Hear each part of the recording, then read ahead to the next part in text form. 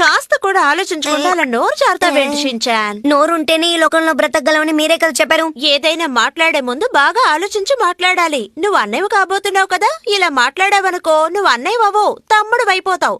అర్థమైందా? ఏంటి, అన్నయ్య నుంచి తమ్ముడి కింద మారిపోతానా? అలా అవ్వకుండా ఉండాలంటే అన్నయ్యలా బిహేవ్ చేయాలి. ఓకే మేడం, మీరు ఇప్పుడు రావచ్చు. వస్తున్నాను. షిన్చాన్, అల్లరి చేయకుండా నువ్వు ఇక్కడే కూర్చోవాలి. అదంతా ఓకే? కుదరదు, బాడీ గార్డ్ అంటే కూడా ఉండాలి. ఇక్కడే కూర్చుని వెయిట్ చెయ్యి. ఓకే? నేను మీతో పాటు వస్తాను. రాకూడదు. వస్తా, తీసుకెళ్ళండి. ఇలా బిహేవ్ చేస్తే ఏం జరుగుతుందో తెలుసు కదా. చాకో చిప్స్ కొనిస్తారా? ఐస్ క్రీమ్ అయినా కొనిస్తారా? నువ్వు గనుక మంచి పిల్లాళ్ళ బిహేవ్ చేసావంటే నేను నీకు నన్ను వదిలేండి, అమ్మా, వద్దమ్మా. బుద్ధిమంతుడుగా ఇక్కడే కూర్చో.